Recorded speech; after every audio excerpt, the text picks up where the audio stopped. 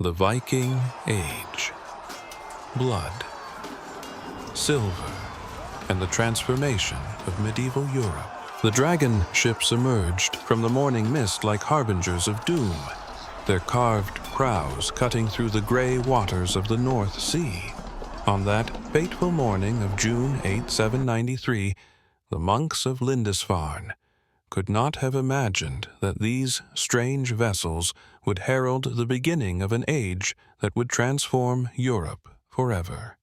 Yet, modern archaeology now reveals that this famous raid was not the beginning of the Viking story. It was merely the moment when the Northmen finally stepped into the light of recorded history, after lurking in the shadows for over a century. The Lost Century.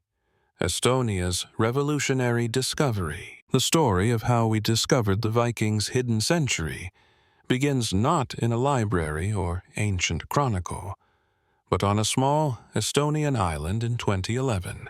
On Saaremaa, construction workers building a new road near the village of Salme uncovered human bones. What started as a routine archaeological survey would become one of the most significant Viking discoveries of the 21st century. Juri Piets, the lead archaeologist from Tallinn University, arrived at the scene, expecting perhaps a medieval cemetery. What he found instead would shake the foundations of Viking scholarship. Two boats deliberately buried in the sandy soil contained the remains of more than 40 warriors. These were not peaceful burials. These men had died in unspeakable violence. We can say for sure that it was a battle grave.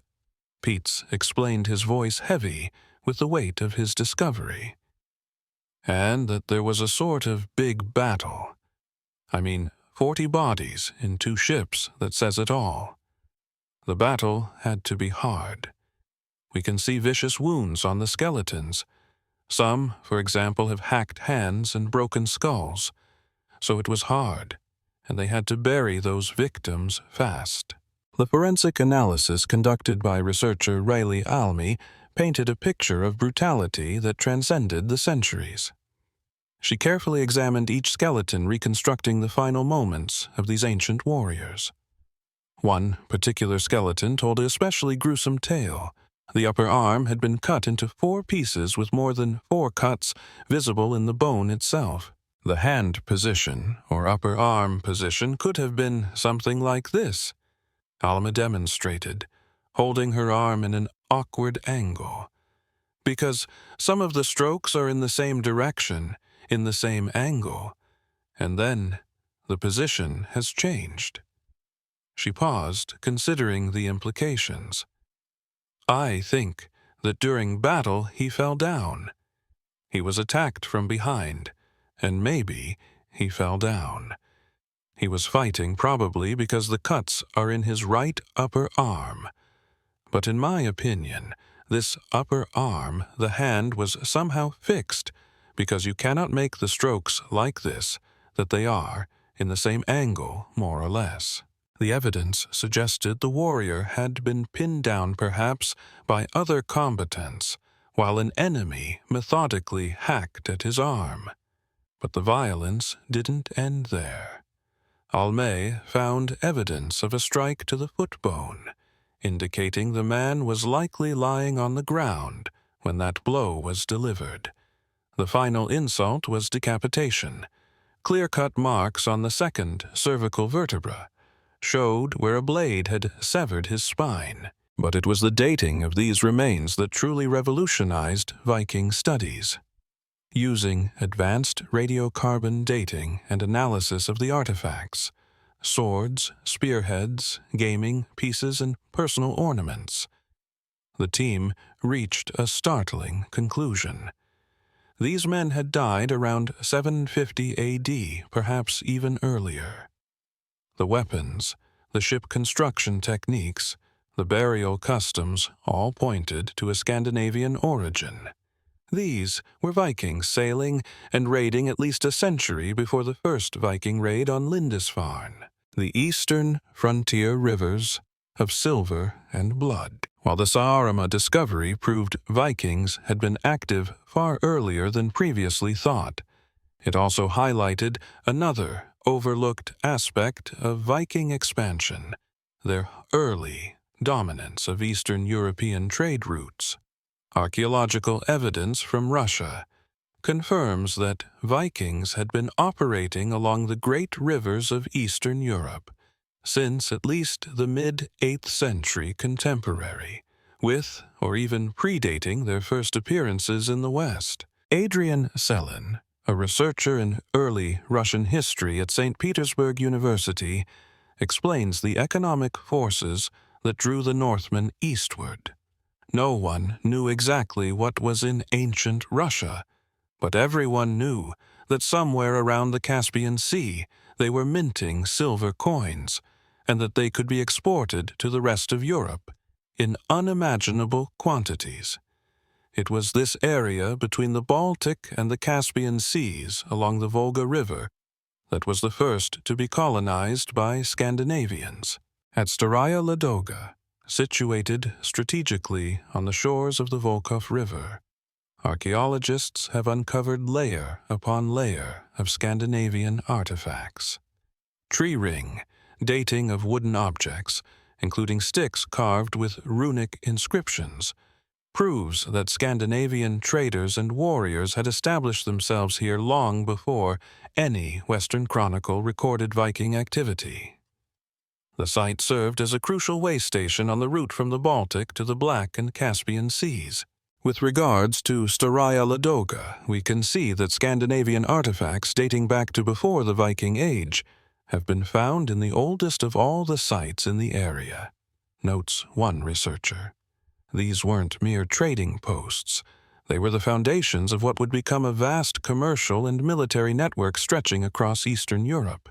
The ancient chronicles and sagas combined with runic inscriptions found throughout Scandinavia have given names to some of these early explorers.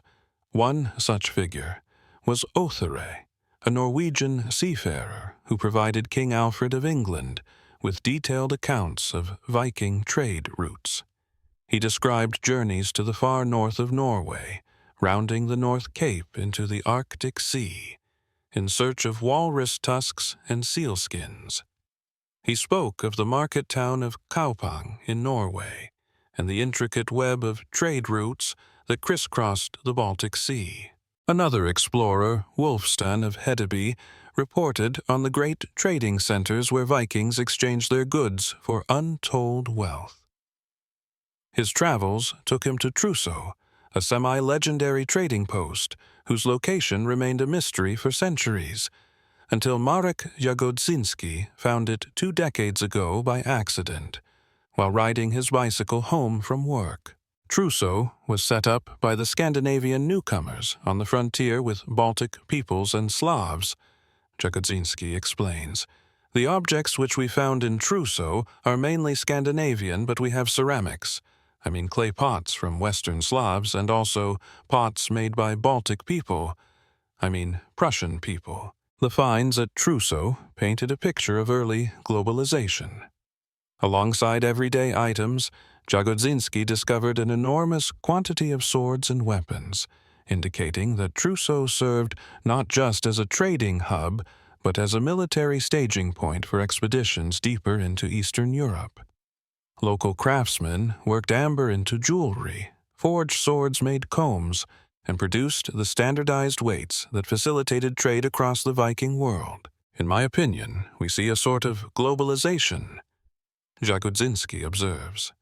We find the same crafts, the same Arab coins, the same weights everywhere from Britain to North Russia.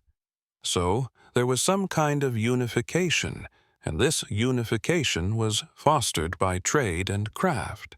The Hammer of God, Lindisfarne, and the Western Terror. While Scandinavian traders and warriors had been operating in the East for generations, it was their spectacular emergence in the West that branded them forever in European memory. The holy island of Lindisfarne, cut off from the Northumbrian mainland during high tides, seemed an unlikely target for seaborne raiders. The monastery had stood for over a century, a beacon of Christian learning and piety. In the distance, the royal fortress of Bamborough provided theoretical protection close enough for the holy men to exert religious influence on the Northumbrian court. No one expected the attack that came on June 8, 793. The contemporary accounts convey shock that resonates across the centuries. Alcuin of York, writing from the court of Charlemagne in Aachen, captured the horror in a letter that would become one of the most quoted texts of the Viking Age. "Behold the church of St. Cuthbert, spattered with the blood of the priests of God, despoiled of all its ornaments. A place more venerable than all in Britain is given as a prey to pagan peoples." But was Lindisfarne really just a random target of opportunity? Marit Vea, led archaeologist at Norway's Royal Palace at Avaldsnes, suggests a more complex motivation. At that time, Charlemagne was conquering territory after territory in Europe. And Charlemagne's war, well, his culture minister was Alcuin. He had been to Lindisfarne Monastery, for instance. The first attack known to us was at Lindisfarne Monastery. So one theory is that the raid was a response to Charlemagne's aggression. This theory gains weight when we consider the broader European context. Charlemagne's brutal 30-year campaign to forcibly convert the Saxons to Christianity had brought his empire to the very borders of pagan Denmark. The execution of 500 Saxon nobles at Verden in 782, the mass deportations, the destruction of sacred groves and temples, all of this would have been known to the Scandinavian peoples just across the border. The raid on Lindisfarne, targeting a religious center with connections to Charlemagne's court, may have been a calculated act of defiance against Christian expansion. The Great Rivers, Viking expansion in France. For 50 years after Lindisfarne, Viking raids remained relatively small-scale affairs, hit-and-run attacks on coastal monasteries and trading towns.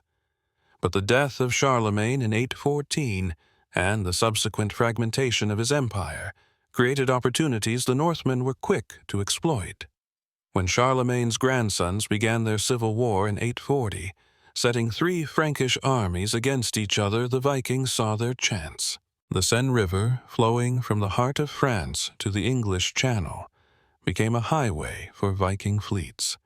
In 841, a Danish Viking named Askir sailed up the Seine with just 13 ships, less than 1,000 men, and burned the city of Rouen to the ground. This was no mere raid. It was a statement of intent. Askir continued upriver to the magnificent monastery of Jumièges, one of the wealthiest religious houses in France. Rather than simply plundering, he demonstrated a new Viking tactic, ransoming the monks for enormous sums. The Vikings wintered in France, using the divided Frankish kingdom's inability to cooperate against them.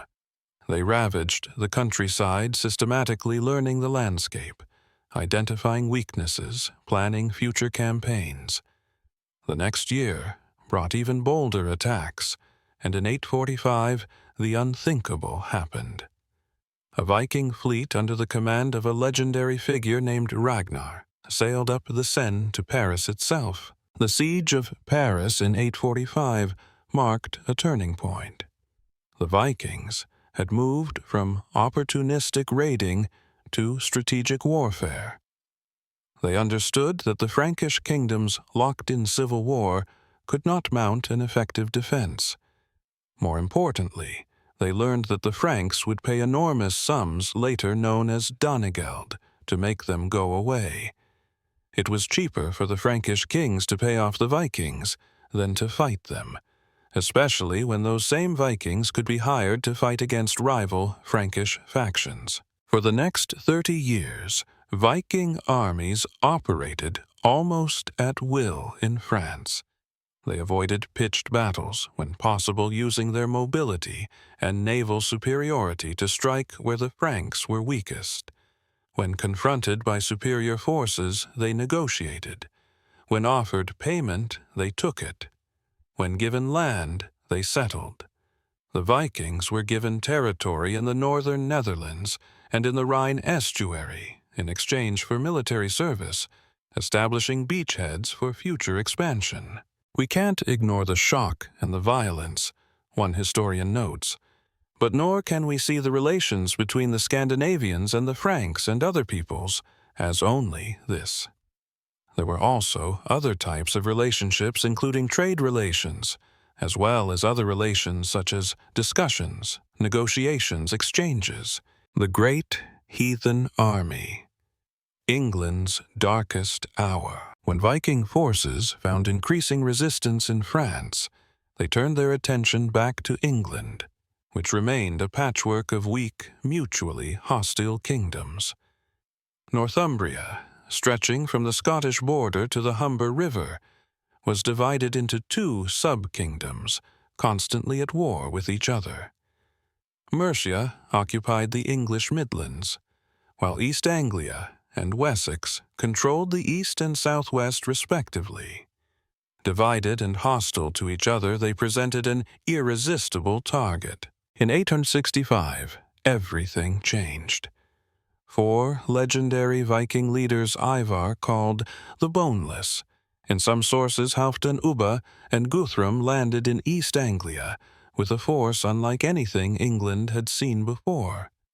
The Anglo-Saxon Chronicle called it the Great Heathen Army.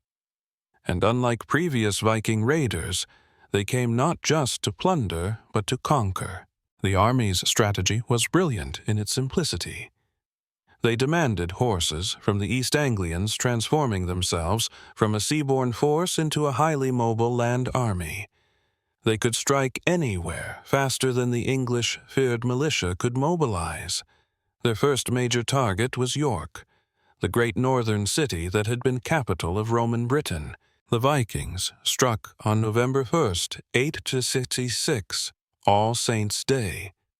Both rival Northumbrian kings Ella and Osbert were in York, celebrating the Christian feast. The city fell without significant resistance. According to later sagas, the Vikings subjected King Ella to the blood eagle, a ritualistic torture, where the victim's ribs were cut from the spine and pulled outward to resemble wings, with the lungs extracted and draped over them like an eagle's wings. While historians debate whether this torture actually existed or was a later literary invention, it became part of the terror the Vikings inspired. Modern archaeology in York tells a more complex story than the chronicles suggest. Peter Connolly, director of excavations in the Hungate Quarter, explains, "We talk about the archaeology of York as being Anglo-Scandinavian. So you have the Anglo-Saxon aspect, and that Scandinavian aspect, and it's very difficult to tease those apart. It already looks like we're dealing with a more cosmopolitan population than, say, the historical records would lead us to believe." The Coppergate excavations revealed a thriving commercial center under Viking rule. Scandinavian-style combs, a typical male fashion accessory, were found alongside Saxon artifacts. A Saxon helmet was discovered in a well, while planks from a Saxon ship were repurposed in a Viking storehouse. The archaeological record suggests not wholesale slaughter and replacement, but a complex process of conquest, accommodation, and cultural blending. From York, the Great Heathen Army marched south. They captured Nottingham in 867, though Mercian resistance forced them to withdraw. In 869, they returned to East Anglia, defeating and killing King Edmund, later martyred as St. Edmund. They struck into Wessex in 870, fighting a series of battles against the young King Alfred and his brother Ethelred. The campaign reached its climax at Repton in 873. This Mercian royal and religious center fell to Ivar's forces, who built a massive D-shaped fortification incorporating the church. Excavations at Repton have revealed the army's presence in stark detail. Some 250 skeletons, mostly male, were found in mass graves around a central burial, dated by a coin to 873-874, the winter the army spent there. The forensic evidence from Repton tells its own story of violence. Bodies showed signs of sharp force trauma, sword cuts, axe blows, spear thrusts.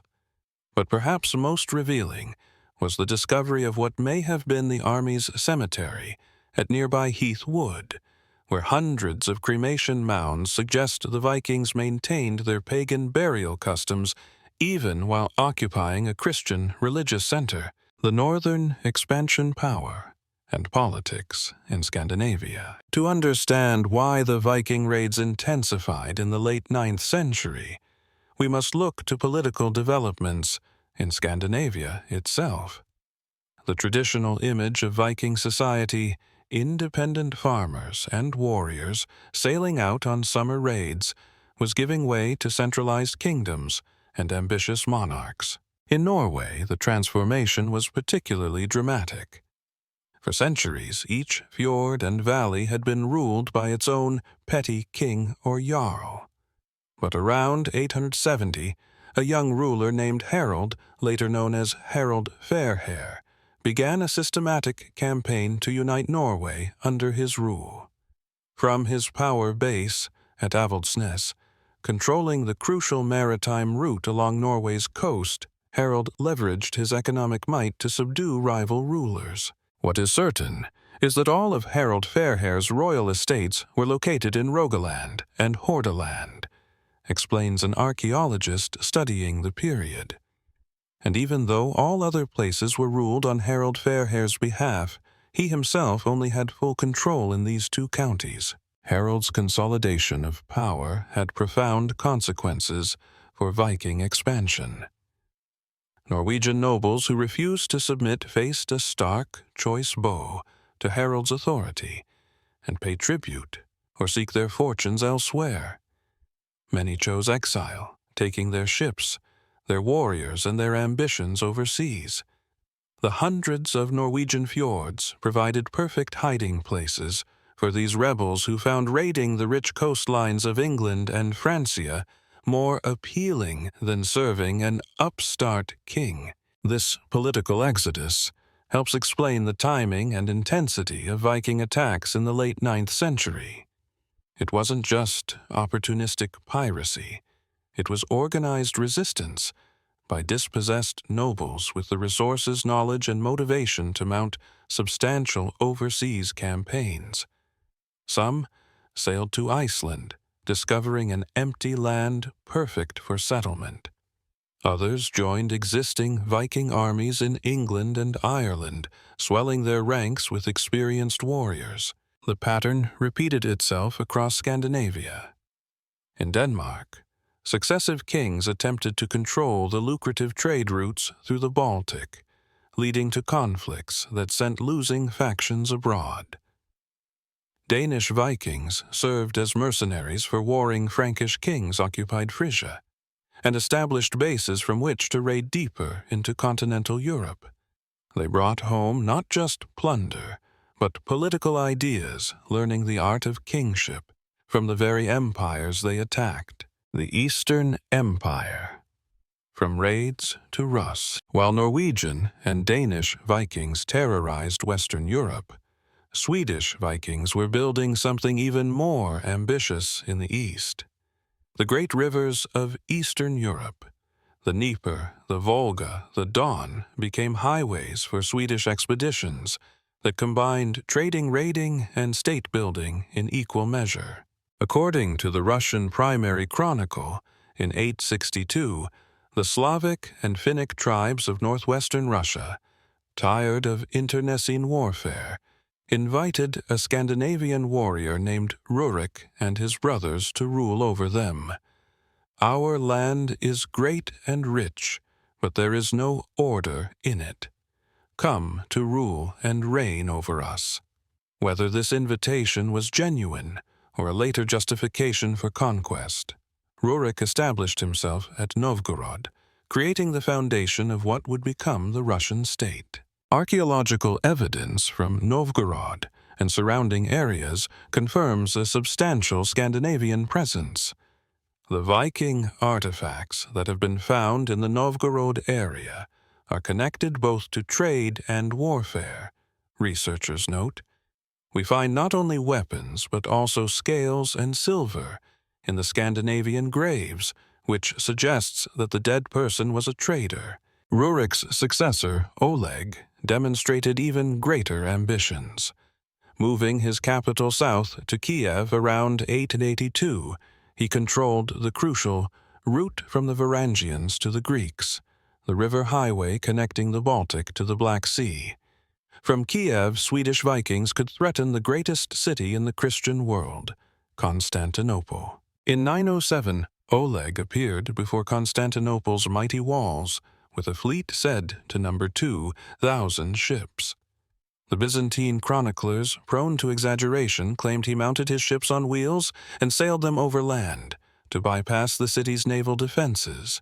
Whatever the truth, Oleg extracted a highly favorable trade treaty from the Byzantine emperor, establishing the framework for centuries of commercial relations. The treaty's terms reveal the sophisticated nature of Viking commerce.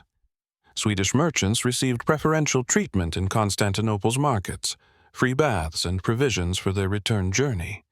In exchange, they agreed to register with imperial officials and refrain from violence.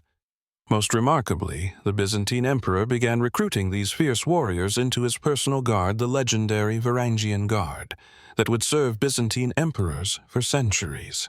As far as I know, today, the widespread belief is that the appearance of the Vikings in Eastern Europe is linked to their interest in silver that goes back to the 8th century. One researcher explains, between the 800s and 900s, several million silver dirhams were exported from the Caspian Sea area. But the Swedish Vikings traded in more than silver. Slaves formed a crucial part of their commerce. There is a widespread belief that the largest portion of goods exported from Eastern Europe to the Caspian Sea, with the aid of the Scandinavians, were slaves, notes a historian. It is even said that in the 10th century the Arabian slave markets were full of slaves from Eastern Europe. The Rus state, created by these Swedish Vikings, became a major power controlling trade routes and projecting military force from the Baltic to the Black Sea.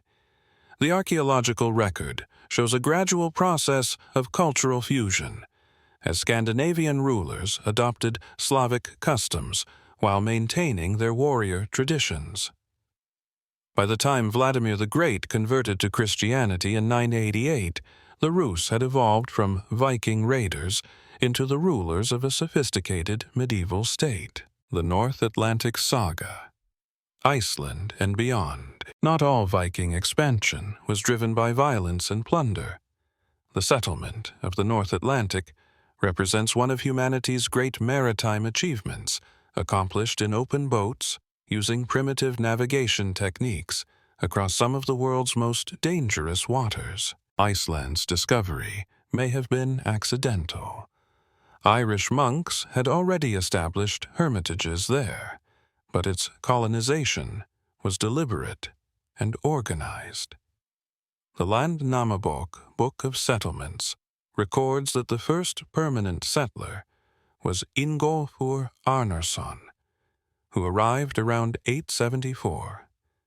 But the real flood of colonization came after 885, when Harald Fairhair's victory at the Battle of Hafrsfjord completed his conquest of Norway. The Icelandic sagas preserve memories of this political exodus. Norwegian nobles who refused to bow to Harald sailed west with their families, retainers, and slaves, many captured from Ireland. They found a virgin land of fire and ice uninhabited, save for a few Irish hermits who soon departed. Within 60 years, Iceland's habitable areas were fully claimed. The settlers brought Norwegian law and customs, but adapted them to their new circumstances. With no king to impose authority, they created a unique society. Local chieftains called godar combined religious and political authority, while disputes were settled at regional assemblies. In 930, they established the Althing at Thingvellir, an annual assembly where representatives from across Iceland would meet to decide laws and judge cases. It was one of the world's first parliaments, and it would function for over 300 years. From Iceland, Viking explorers pushed even further west. Eric the Red, exiled from Iceland for manslaughter, discovered Greenland around 985. The name was partially marketing. Eric wanted to attract settlers, but the southern fjords did offer good pasture land. 2 settlements were established, the eastern settlement near modern-day Qaqortoq and the western settlement near Nuuk. But the most remarkable Viking voyage was yet to come. Around the year 1000, Leif Erikson, son of Eric the Red, sailed west from Greenland and reached the North American continent.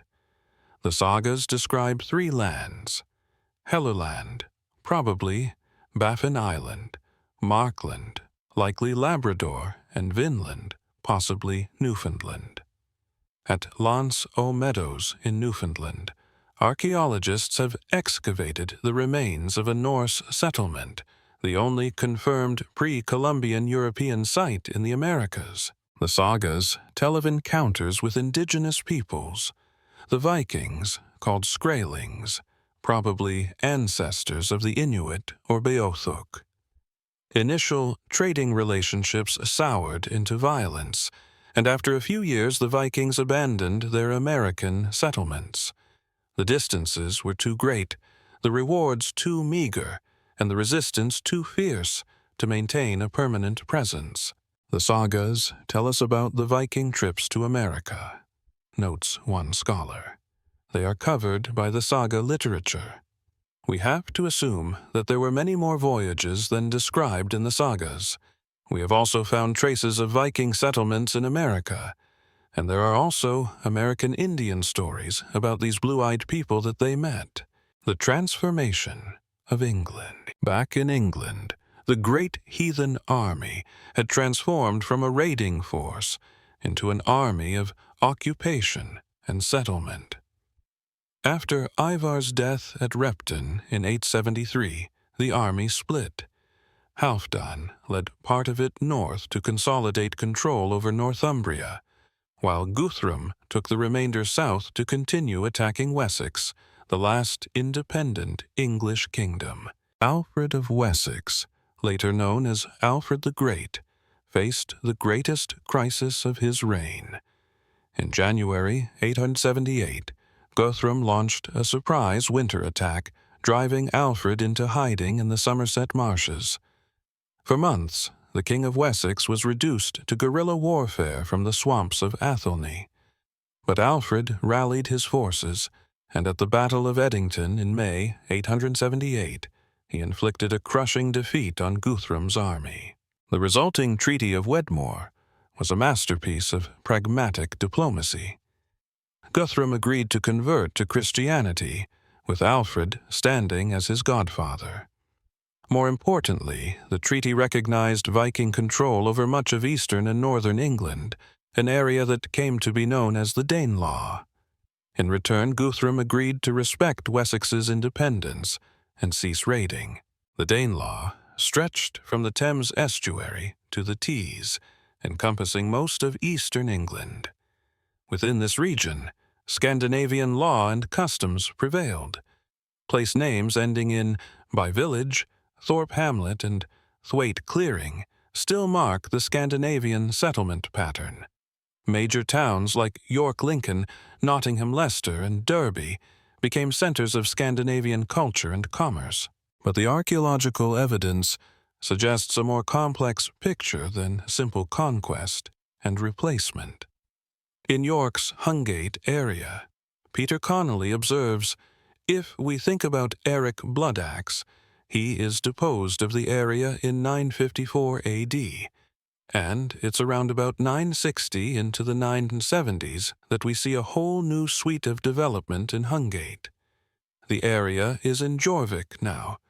It really is expanding past it, and that then continues right through into the 11th century. This continuity suggests that Viking settlement didn't destroy existing populations, but rather added a new ruling class and gradually influenced local culture.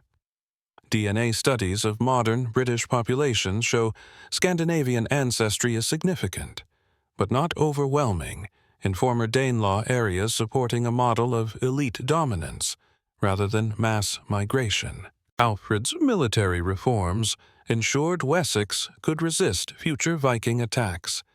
He created England's first standing army with troops serving in rotation.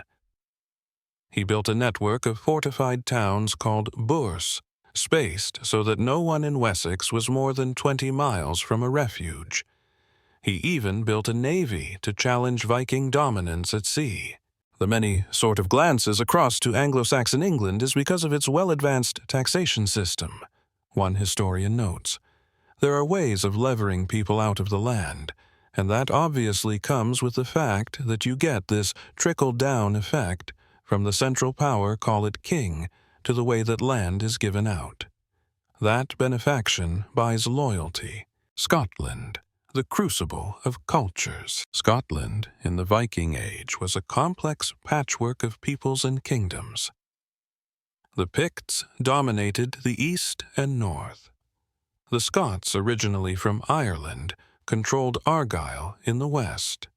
The Britons held Strathclyde in the southwest, and Anglo-Saxon Northumbria extended into the southeast. Into this volatile mix came the Vikings, adding another layer of complexity. The Northern Isles, Orkney and Shetland, were among the first to fall under Viking control. At Jarlshof on Shetland, archaeologists can trace the transformation clearly. Viking longhouses were built directly over Pictish dwellings, suggesting a violent takeover. What happened to the native Pictish population remains mysterious. They simply vanish from the archaeological record. Well, I'm sure initially people came here trading, and that would have been the first contact, explains a local archaeologist. And the first contact would certainly have been on that level, and they would have been finding out what it was like in Shetland as a result of that. However, you get objects appearing in the Pictish contexts, showing that kind of link. The degree to which it did or didn't become aggressive, we don't really know. Sometime in the 8th century, warriors from Norway came here, and the Pictish culture disappeared. The evidence suggests.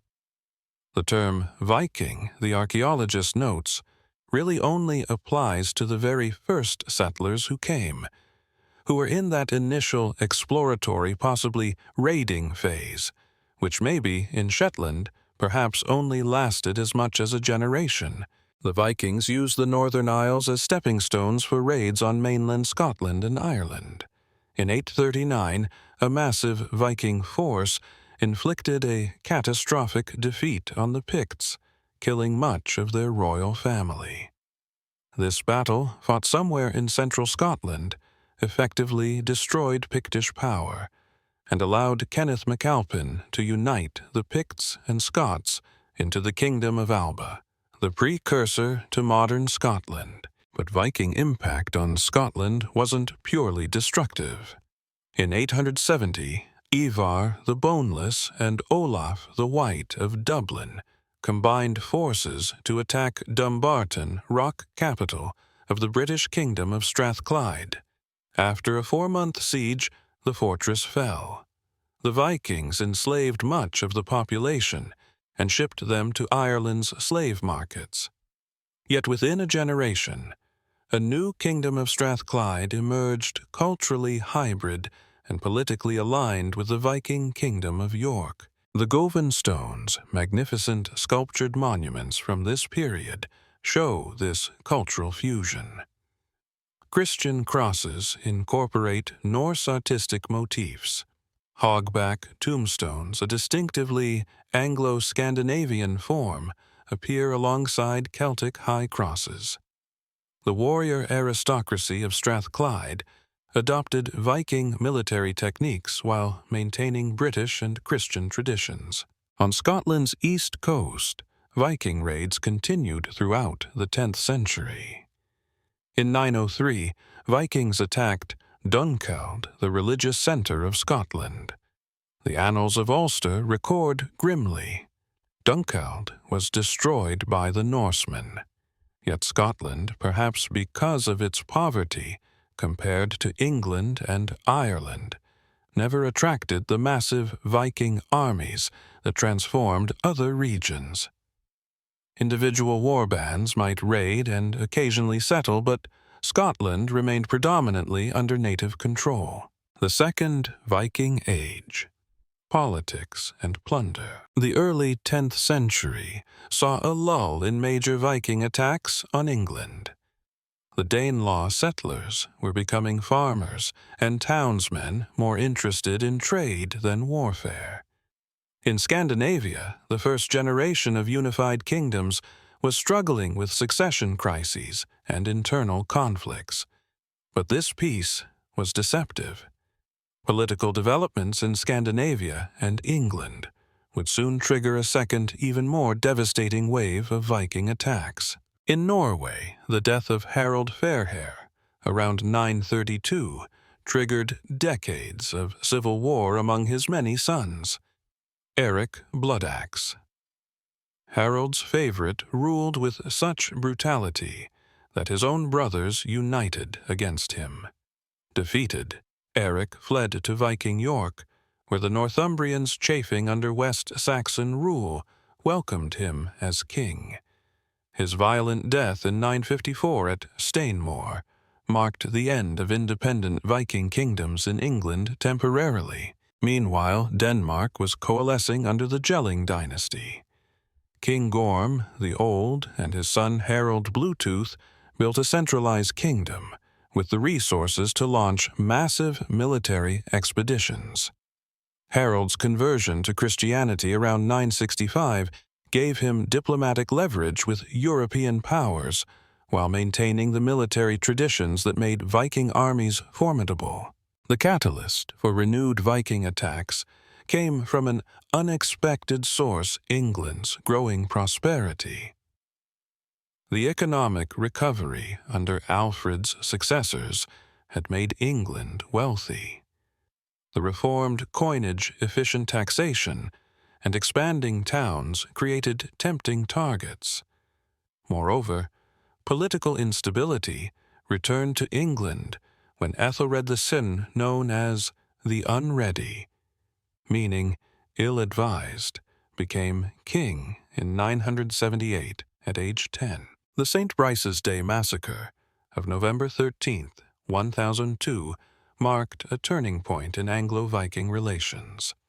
Ethelred, paranoid about Danish settlers in England, ordered a general massacre of all Danes in his kingdom. While impossible to carry out completely significant massacres did occur. The evidence comes from archaeology as much as chronicles. In 2008, excavations at St. John's College, Oxford, uncovered a mass grave containing 34 to 38 young men. Forensic analysis by Mark Pollard revealed telling details. We first radiocarbon dated a selection of them, and for various reasons the radiocarbon age wasn't exactly what we would have expected to be 1002 AD. But there are reasons that might be the case. Isotope analysis of teeth and bones revealed these men's origins. We looked at the strontium and oxygen isotopes in the dental enamel from the teeth because that gives you some indication of where those individuals grew up. They're roughly contemporary from the radiocarbon dates, and other people had done strontium and oxygen in their teeth, and they found the same pattern that we found not from the south of England. And actually, on the diagram, they're moving in a direction which suggests both an older geology, which is consistent with possibly Scandinavia, and also a colder climate, which is also consistent with Scandinavia. Many skeletons showed healed blade wounds from previous combats. In a group of 16 to 25-year-old males, if they're carrying healed blade wounds, then the chances are they've been in combat conflict before. Pollard notes, "I think they're not sort of a group of people who were farmers and just sort of happened to be passing by. I think they are either professionals, mercenaries, or raiders of some description." Similar evidence emerged from Dorset. At Ridgeway Hill near Weymouth, 54 skeletons of young men, all decapitated, were discovered in 2009. Isotope analysis again suggested Scandinavian origins. These mass executions, whether of raiders, mercenaries, or settlers, demonstrated the ethnic tensions simmering in England. The massacres provoked exactly the response Ethelred should have expected. King Sweyn Forkbeard of Denmark, whose sister Gunhilda allegedly died in the massacres, launched a series of devastating retaliatory raids. Unlike the opportunistic Vikings of earlier centuries, Sweyn commanded the resources of an entire kingdom. His armies were professional, well-equipped and strategically directed. The far travelers, Viking, exploration at its zenith. While political Vikings were transforming England and France into battlegrounds, adventurous spirits continued pushing the boundaries of the known world. Perhaps the most remarkable of these expeditions was led by Ingvar, the far-traveled, around 1040 A.D. His story, preserved in Icelandic sagas and confirmed by Swedish runestones, represents the culmination of Viking exploration eastward. Ingvar, possibly of royal blood, assembled a force of about 1,000 men from central Sweden. Their goal was audacious, even by Viking standards, to explore the lands beyond the Rus territories, perhaps seeking the legendary Sörkland, the land of the Saracens. The expedition descended the Dnieper River to the Black Sea, then headed east into the Caucasus. The sagas speak of battles with strange peoples, encounters with exotic beasts, and victories against overwhelming odds. Archaeological evidence suggests they reached Georgia then, under Arab control, where they won at least one major battle. Some accounts suggest they crossed the Caspian Sea and reached as far as Tashkent on the Silk Road, though this remains unproven. What is certain is that the expedition ended in disaster. Disease, probably dysentery, decimated the Vikings. Ingvar himself died, and only one ship of the original fleet made it back to Sweden. The failure didn't diminish the expedition's fame, quite the opposite. 26 runestones scattered across central Sweden commemorate the men who traveled with Ingvar, more than for any other Viking expedition. The most poignant of these monuments stands in the grounds of Gripsholm Castle on Lake Mälaren. Commissioned by Ingvar's mother Tola, it reads, "Tola had this stone raised in memory of her son Harald, Ingvar's brother. They traveled valiantly, far for gold, and in the east gave food to the eagle. They died in the south in Sörkland." The phrase, "gave food to the eagle," was a Viking kenning for killing enemies in battle eagles, and ravens fed on the battlefield dead. That a mother would commemorate her son with such martial imagery speaks to the warrior culture that still dominated Scandinavian society 250 years after Lindisfarne. The Northern Fury. York's violent century. Back in the British Isles, York remained a crucible of violence throughout the Viking Age. The city that had fallen so easily to the great heathen army in 866 became a prize fought over by English kings, Norwegian exiles, Dublin Vikings, and local strongmen. Its story, written in blood and silver, exemplifies the brutal politics of the age. The archaeological evidence from York's streets tells individual stories of violence that illuminate the broader historical narrative. During excavations at Coppergate, archaeologists discovered a young man buried hastily under what would have been a busy commercial street. The skeleton revealed a horrific tale. Why was the person killed? Obviously, we'll never know, reflects Peter Connolly. It looks like it was violent, and you can tell that through the osteology. But if you were to try and pinpoint me down to say why can we bring that to an event, I honestly can't say we can. But what we need to bear in mind is that what this person represents is a bloody and violent end to somebody's life still in an era when a lot of this is going on. The forensic analysis revealed multiple blade wounds inflicted with tremendous force. This wasn't death in battle. The body's location and hasty burial suggest murder or execution. The victim died during York's most turbulent period, when control of the city changed hands repeatedly between Viking and English rulers. Although the legend of the violent Viking lives on, Connolly observes, the true nature of their society may be different from what scholars have written for centuries. What archaeology is very good at is breaking down this idea that the Vikings are compartmentalized. The Anglo-Saxon world is compartmentalized, the Picts and the Celts are compartmentalized. Actually, we start to bring that bleeding of the edges together, and we start to see a lot more complex society. This complexity is evident in York's material culture. Scandinavian-style combs and jewelry appear alongside Anglo-Saxon pottery. Frankish wine vessels sit next to Islamic dirhams. The city's inhabitants might speak Old Norse in the market, Old English in church, and Latin in the scriptorium. Violence was endemic, but so was cultural exchange.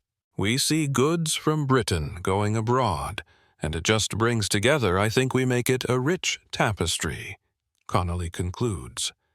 This rich tapestry was woven with threads of gold and blood in equal measure. The empire builders, from raiders to rulers. The 11th century marked the apotheosis of Viking power.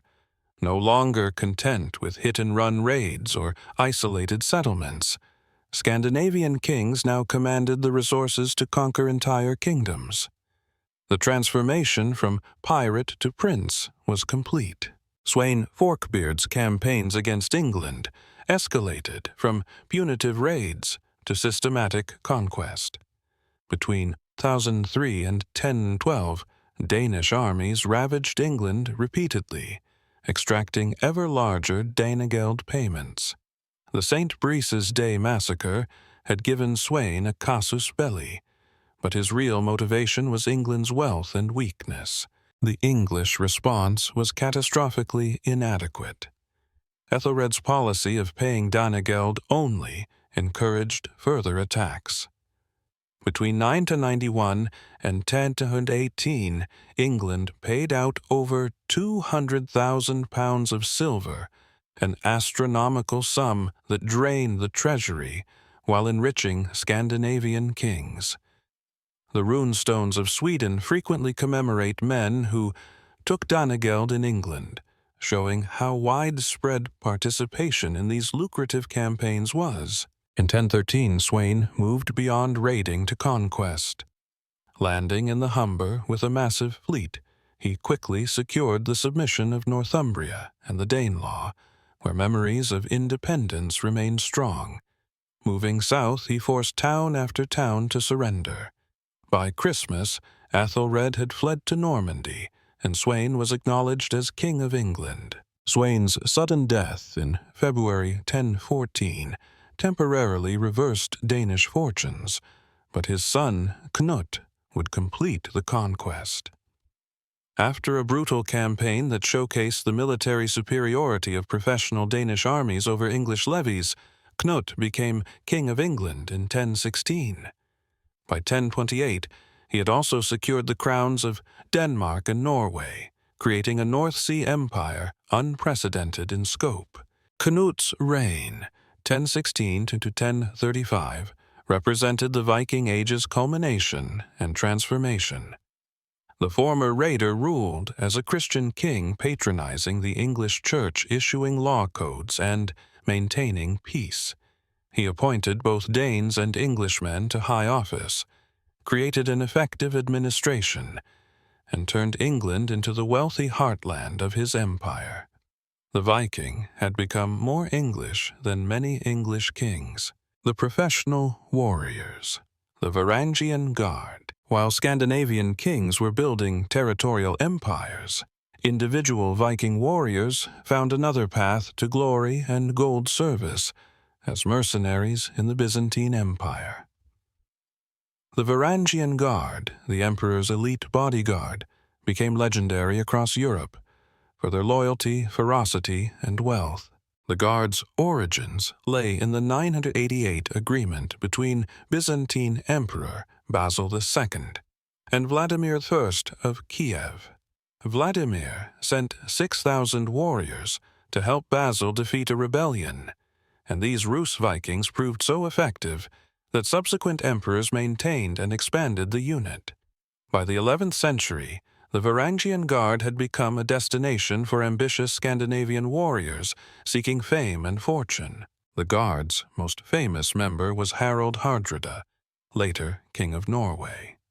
Arriving in Constantinople around 1034, as an exile, Harald spent a decade fighting for the empire from Sicily to Syria. The wealth he accumulated, honestly and otherwise, funded his eventual return to claim the Norwegian throne. His career exemplified the opportunities available to skilled Viking warriors in the cosmopolitan Byzantine world. Runic inscriptions and saga accounts reveal the Guard's activities. They fought in Bulgaria, Georgia, Syria, and Sicily. They suppressed rebellions, guarded the imperial palace, and served as the emperor's executioners. Their most infamous privilege was the right to plunder the imperial palace when an emperor died, a custom that enriched many a Varangian. The Guard maintained its Scandinavian character for centuries. Even after 1066, when many Anglo-Saxon exiles joined following the Norman conquest, Norse remained the unit's primary language. Archaeological finds of Scandinavian artifacts in Constantinople, including runic graffiti in the Hagia Sophia, attest to their presence.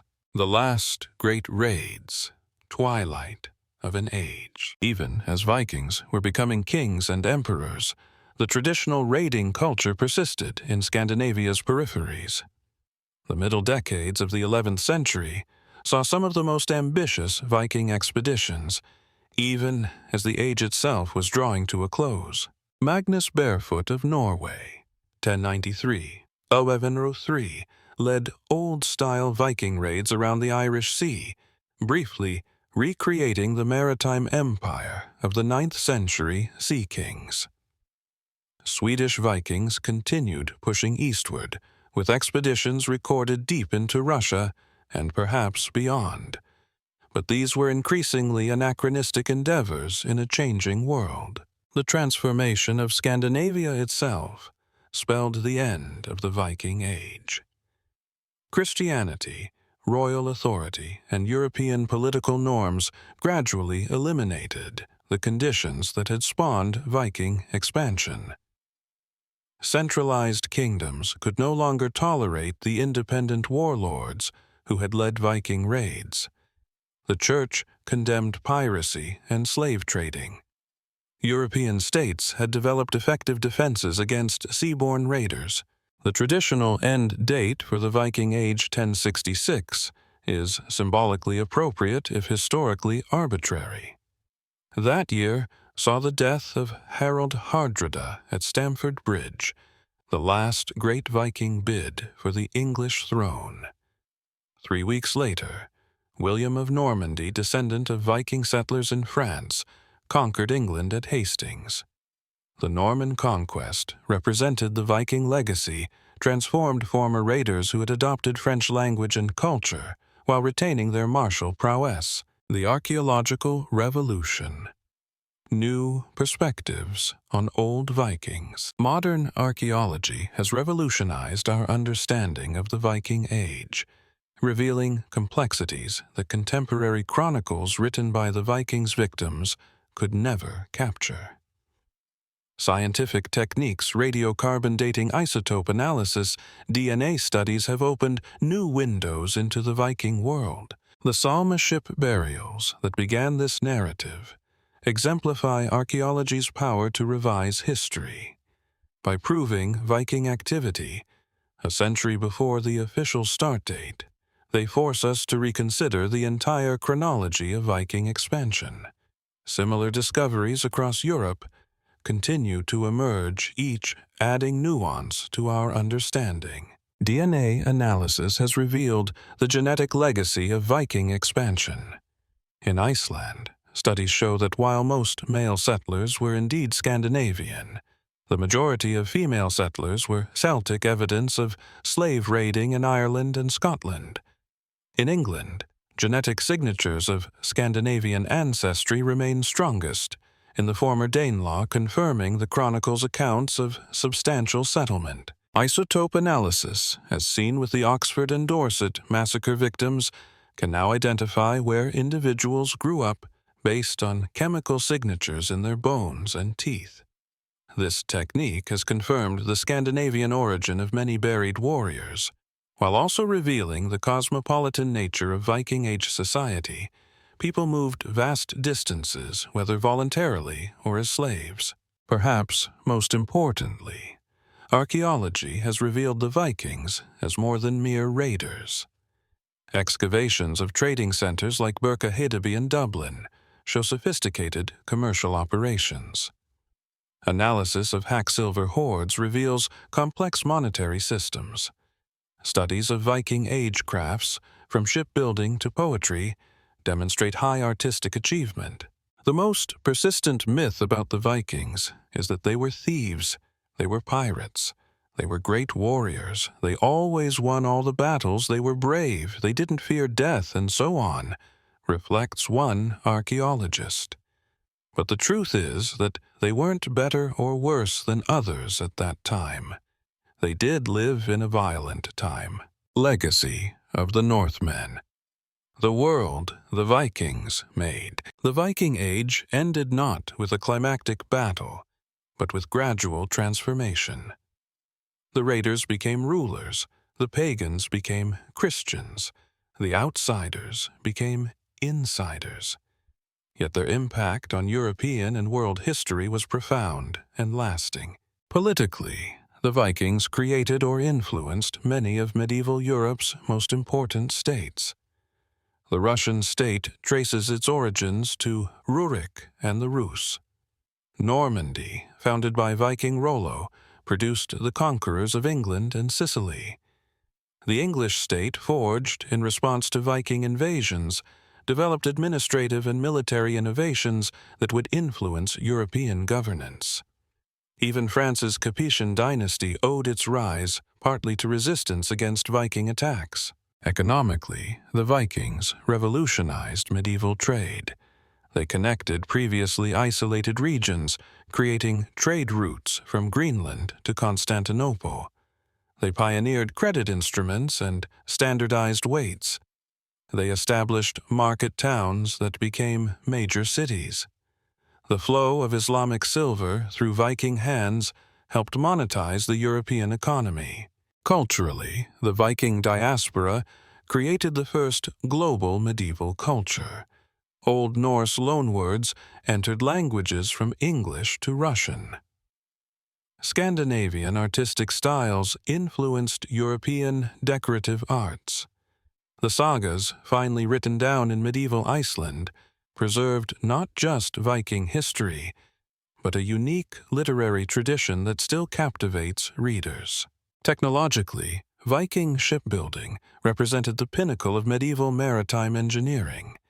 Their shallow draft, clinker-built vessels could navigate rivers and oceans alike. Their navigation techniques, using primitive compasses and detailed environmental knowledge, enabled voyages of extraordinary range.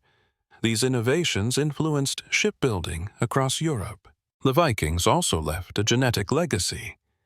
Recent studies suggest that Scandinavian ancestry is widespread across their former territories. In some Scottish islands, Norse ancestry approaches 30% of the modern population. In Iceland, the figure exceeds 70%. Even in England and Ireland, millions carry Viking DNA.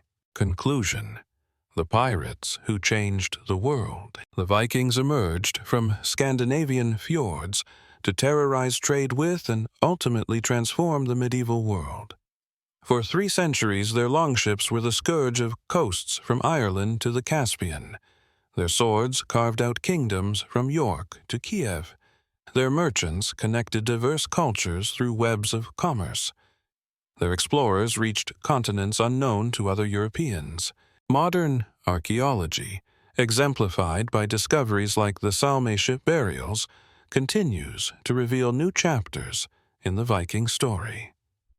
We now know they were active earlier, traveled farther, and integrated more thoroughly than previously believed.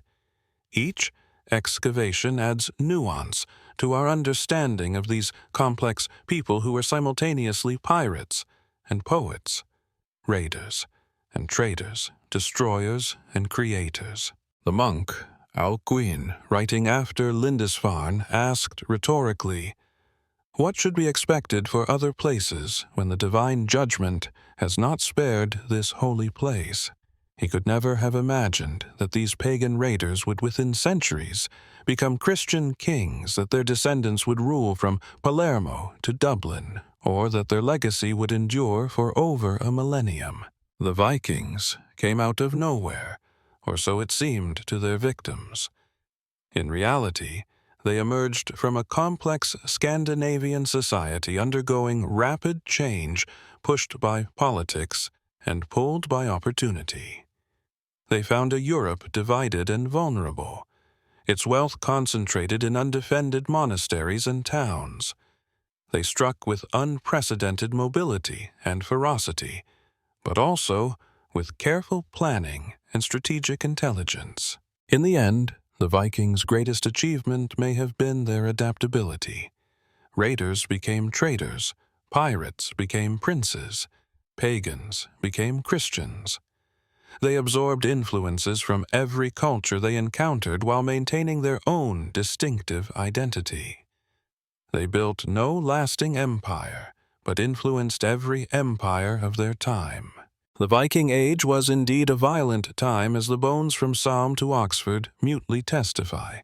But it was also an age of exploration, state-building, cultural exchange, and human ambition on an epic scale.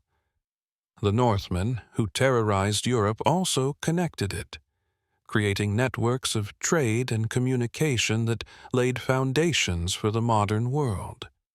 Their legacy lives on in the languages we speak, the cities we inhabit, the genes we carry, and the stories we tell about an age when dragon ships ruled the waves, and the world trembled at the Vikings' approach.